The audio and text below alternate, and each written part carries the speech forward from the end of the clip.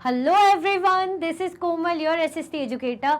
Welcome back to your favorite channel Magnet Brains. Magnet Brains आपको provide कराता है high quality education, वो भी बिल्कुल फ्री ऑफ कॉस्ट, किंडरगार्टन से लेके क्लास 12 तक की। सीबीएसई बोर्ड के कोर्सेज के साथ साथ आपको अदर स्टेट बोर्ड के भी कोर्सेज अवेलेबल है इन हिंदी मीडियम, जैसे कि UP board, Bihar board, Delhi board के कोर्सेज प्रॉपर सिस्टमैटिक वे में। कोई दिक्कत परेशानी आपको नहीं होगी। डेली प्रैक्टिस सेट्स के क्वेश्चंस भी मिलेंगे, प्रैक्टिस भी करते जाइएगा। ई बुक्स और ई नोट्स की लिंक आपको डिस्क्रिप्शन बॉक्स में अवेलेबल है, तो भटकने की बात नहीं बनती है। सो पीछे आपको क्या दिख रहा है, हम कर रहे हैं भाई चैप्टर का क्विक रिवीजन। चैप्टर का क्विक रिवीजन है, चैप्टर है हमारा ओशंस एंड कॉन्टिनेंट। तो जैसे कि नाम आपको दिख रहा है कि quick revision, that means quickly हम इसको रिवाइज करने वाले हैं। चैप्टर बहुत अच्छे से पढ़ा है, हर चीज बहुत अच्छे से समझिए। अब बारीक फटाक से जल्दी से इसको क्या करने की, रिवाइज करने की, ठीक है।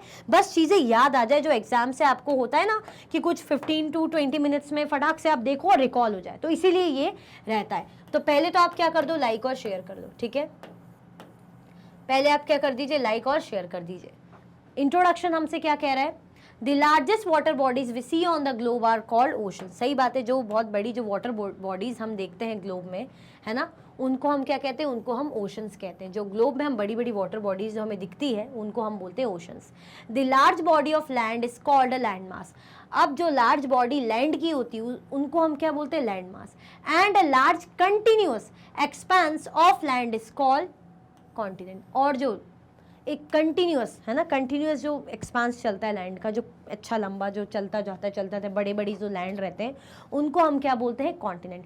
दैट मीन्स बड़े बड़े जो लैंड मास है, जो लैंड है, उनको हम बोलते हैं कॉन्टिनेंट। और बड़ी बड़ी जो वाटर बॉडीज हैं जो हमें दिखती हैं ग्लोब में, उनको हम बोलते हैं ओशंस।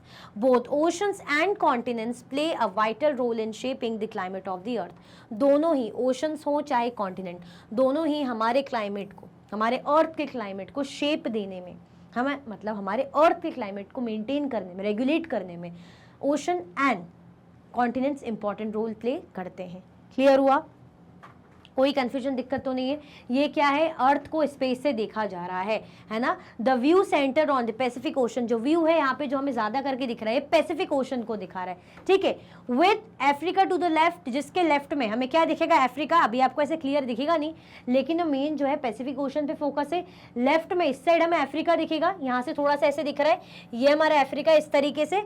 और जो अगर थोड़ा सा India and the part of Asia, India और जो एशिया का पार्ट है ऊपर यहाँ पे थोड़ा सा इस तरीके से है, ठीक है। और ऑस्ट्रेलिया राइट में, यहाँ पे थोड़ा सा ऑस्ट्रेलिया ऐसे में राइट में दिखेगा, और अंटार्कटिका है नीचे बॉटम में।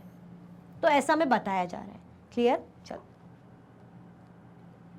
The distribution of water and land on the earth. भाई वाटर और लैंड का डिस्ट्रीब्यूशन अर्थ में कितना है? As it happens, ocean and continents are not distributed equally between the northern and southern hemisphere. जैसे कि हम बता रहे हैं कि ओशन हो या कॉन्टिनेंट, ओशन हो या कॉन्टिनेंट, दोनों ही यहाँ से यहाँ नॉर्दर्न यानी नॉर्दर्न हेमिस्फीयर है,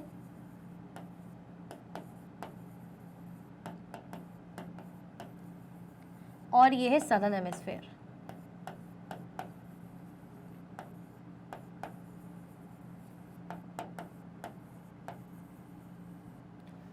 नॉर्दर्न सदर्न हेमिस्फीयर, ये क्या है, ये दोनों इक्वली डिवाइडेड है, ठीक है। इन्होंने क्या करा है, मतलब इक्वेटर ने क्या कर रखा है, ये इक्वेटर की लाइन है ना 0 डिग्री की, इसने क्या करा है, नॉर्दर्न और सदर्न हेमिस्फीयर को इक्वल हाफ्स में डिवाइड किया है। लेकिन हमारे जो ओशंस और कॉन्टिनेंट हैं, जो भी ओशंस या कॉन्टिनेंट हमें यहाँ पे दिख रहे हैं, अगर मैं इसको सिंपल बस ये लाइन बना दूं, तो ये जो कॉन्टिनेंट आपको दिख रहे हैं, north America, south America, Africa, Eurasia, Antarctica, Australia, या हमें जो ओशन पैसिफिक, अटलांटिक, आर्कटिक है ना, इक्वली डिवाइडेड नहीं है, ठीक है। क्या कहा जा रहा है हमें, ये इक्वली डिस्ट्रीब्यूटेड नहीं है, are not equally distributed between northern and southern hemisphere. The oceans together hold most of the water available on the planet. Planet में, हमारे अर्थ में जो खूब सारा पानी हमें देखने को मिलता है, उसमें ओशंस के पास सबसे ज़्यादा वाटर होता है। ओशंस जो है सबसे ज़्यादा वाटर अर्थ का होल्ड करता है। But this sea water is salty and unfit for consumption by most land including humans, land animals including humans. लेकिन ये जो पानी होता है ओशंस का, ये कैसा रहता है, सॉल्टी वाटर रहता है, सलाइन वाटर रहता है, जो कि एनिमल्स हो या ह्यूमन बींग्स हो, है ना, कंजम्पशन के लिए सही नहीं रहता। हमारे कंजम्पशन के लिए हम इसको यूजेबल नहीं रहता हमारे लिए, यानी हम इसको यूज़ नहीं कर सकते। क्यों? क्योंकि खारा पानी होता है, इसमें नमक होता है, ठीक है। तभी तो हम कहते हैं कि जब इतना पानी है, आप सोचते होंगे हमारे यहाँ जब बोल रहे हैं कि इतना ज़्यादा वाटर है तो फिर हम पानी की कमी क्यों बोलते हैं कि वाटर की स्कैरसिटी है। क्यों है वाटर की स्कैरसिटी? क्योंकि जो इतना सारा पानी जो ओशन होल्ड करता है वो सॉल्टी है, हमारे किसी काम का नहीं है। ठीक है, ये वर्ल्ड मैप क्या दिखा रहा है? हमारे 5 oceans, conventional boundaries and continent. ये हमारे 5 ओशंस हो गए, जैसे पैसिफिक है ना, यहाँ पे हमें ओशंस दिखा रहा है, Pacific ocean, Atlantic ocean, Arctic ocean, Pacific ocean. ऐसे राउंड है भाई पृथ्वी, तो इसलिए ऐसे में दिखा रहा है। ये इंडियन ओशन है, ये सदर्न ओशन है। फिर ये north America, Eurasia, south America, Africa, Australia, Antarctica, ये क्या है? हमारे कॉन्टिनेंट है। ठीक है, जो कि नदन और सदर्न हेमिस्फीयर में इक्वली डिवाइडेड या इक्वली डिस्ट्रीब्यूटेड नहीं है, ये याद रखना। ठीक है, On the other hand, fresh water makes up a very small proportion of the planet's water resource. It is found in glaciers, rivers, lakes, in the atmosphere and also underground. The last is called groundwater. Other hand में देखिए हम, on the other hand, जो fresh water है बहुत ही small proportion रहता है उसके पास planets की वाटर रिसोर्स, मतलब जो फ्रेश वाटर है हमारे पास, जो पानी हम कंज्यूम कर सकते हैं, जो वाटर हम यूज़ कर सकते हैं, उसका बहुत ही कम जो प्रोपोर्शन है हमें हमारे काम का है ना, यानी फ्रेश वाटर बहुत ही कम है हमारे पास। इट इज़ फाउंड, और ये हमें मिलता कहाँ है? ये हमें मिलेगा फ्रेश वाटर ग्लेशियर्स में, रिवर्स में, लेक्स में और एटमॉस्फेयर में या अंडरग्राउंड यानी जो हम ग्राउंड वाटर बोलते हैं जिसे। In the world map figure 2.3 we can observe 5 oceans, the Pacific ocean, the Atlantic ocean. हम 5 ओशंस को यहाँ पे देख सकते हैं, वही हमें बताया जा रहा है ना। पैसिफिक ओशन हमें यहाँ दिख रहा है, फिर हमें अटलांटिक ओशन दिख रहा है, इंडियन ओशन, सदर्न ओशन और Arctic ocean. It is visible on the map that Pacific Ocean is the largest of all, followed by Atlantic Ocean. जैसे कि हम मैप में देख सकते हैं कि पैसिफिक ओशन सबसे बड़ा है, उसके बाद अटलांटिक ओशन है, फिर आता है इंडियन ओशन, उसके बाद आता है सदर्न ओशन और सबसे स्मॉलेस्ट है आर्कटिक ओशन। क्लियर? यानी ओशंस या वाटर हमारे अर्थ में बहुत है, लेकिन ये काम का नहीं है ओशंस का वाटर। क्यों? क्योंकि मैं कई बार बता चुकी हूँ, ये सॉल्टी वाटर है। फ्रेश वाटर जैसे कि हम कह रहे हैं, इसका जो प्रोपोर्शन है बहुत ही कम है, तभी तो हम बोलते हैं पानी की कमी है, साफ पानी की कमी है, पानी को बचाओ बचाओ बचाओ। ठीक है, गुंडों से नहीं बचाओ भाई, वेस्ट करने से बचाओ। ओशंस एंड डिजास्टर, अब ओशन है तो क्या ओशन में डिजास्टर्स भी आते होंगे? हाँ जी बिल्कुल। Clouds bring rain to the continents. For instance, the monsoon rain we in India expect every summer originate in the ocean. Without such rains, our agriculture and all life will suffer.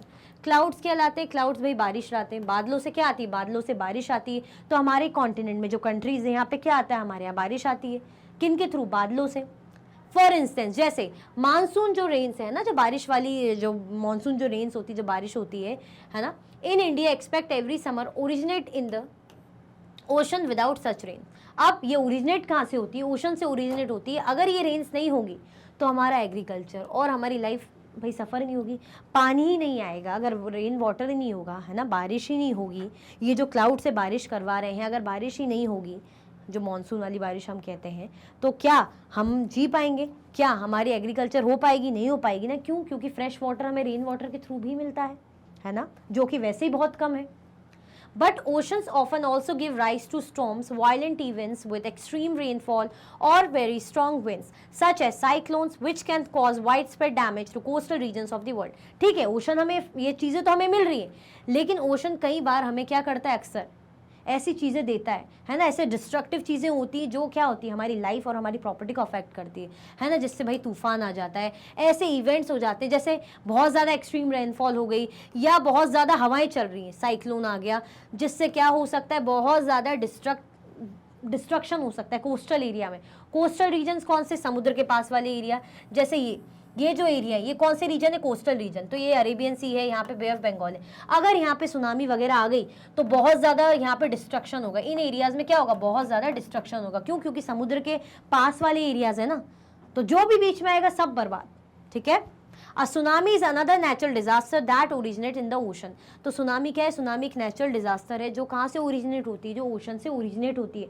तभी तो कुछ tsunami इतनी ज़्यादा destructive होती है कि बहुत ज़्यादा लोगों की जान चली जाती है, प्रॉपर्टी का नुकसान हो जाता है।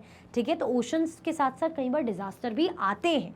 ठीक है, चलो देखो, चीज़ें हैं, चीज़ों के प्रॉज हैं तो डिसएडवांटेज भी, कॉन्स भी होते हैं। ठीक है, चलो continents. Depending on our choice, we may list any number of continents between 4 and 7. Here is why. अब हमारी चॉइस के अकॉर्डिंग हम क्या कर सकते हैं, हमारे कॉन्टिनेंट को लिस्ट कर सकते हैं 4 to 7। हम ये भी कह सकते हैं कॉन्टिनेंट हमारे पास 4 है, हम ये भी कह सकते हैं हमारे पास 7 कॉन्टिनेंट्स है।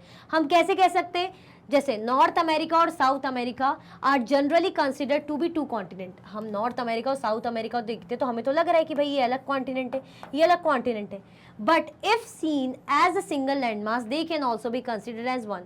लेकिन हम देखेंगे कि भाई यहाँ से तो ऐसे जुड़े हुए सिंगल लैंड मास के थ्रू, तो हम इसको अलग अलग क्यों बोल रहे हैं, हम तो बोलेंगे भाई कि हाँ पूरा एक ही है, इसको हम पूरा ही एक मान लेंगे।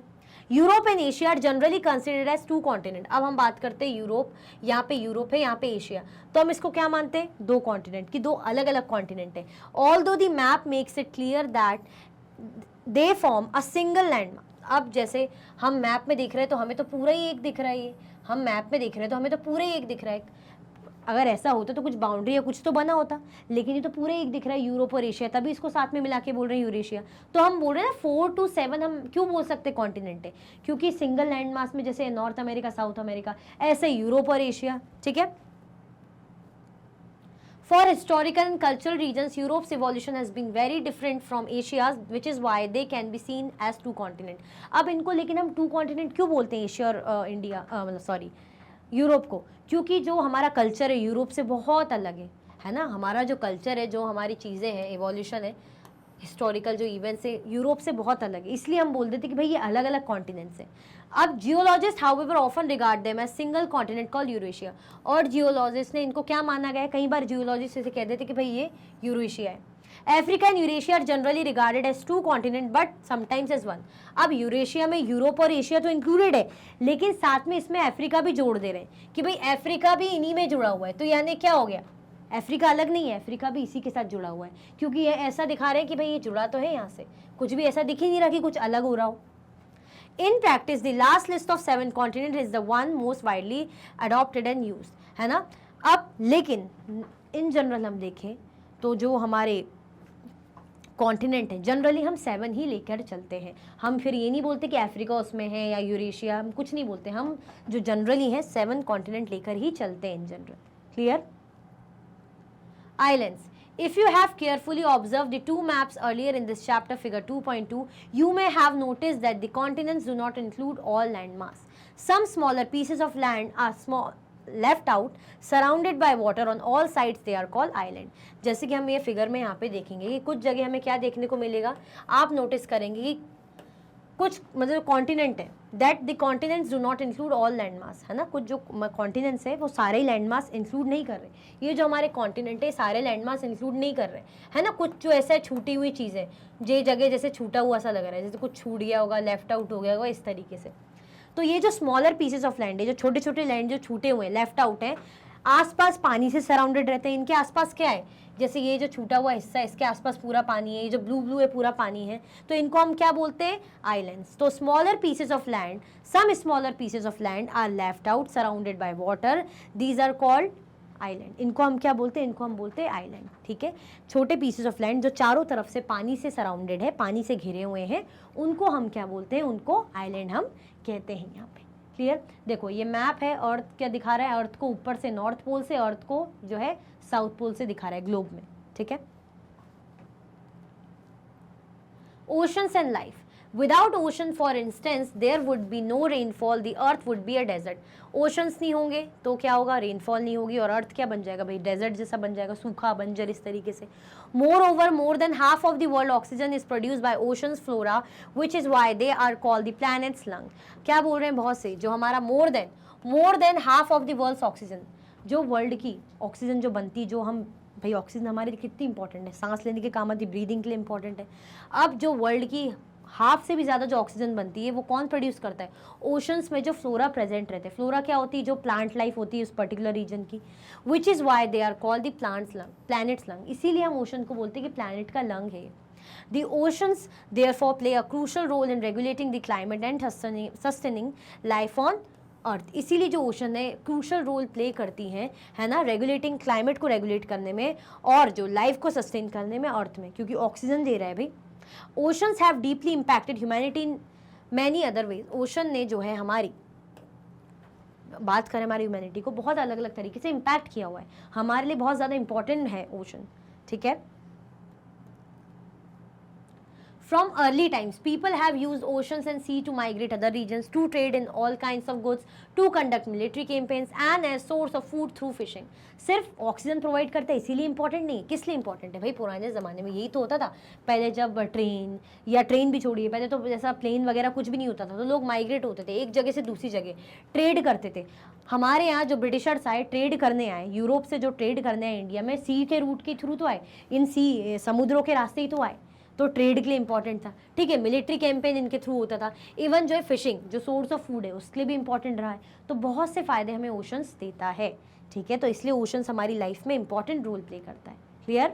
चलो, मैंने पहले ही कहा था क्विक रिवीजन है, तो फटाफट से हम चैप्टर को बस रिवाइज करेंगे। आई होप आपका फटाक से ब्रीफ रिवीजन हो गया होगा।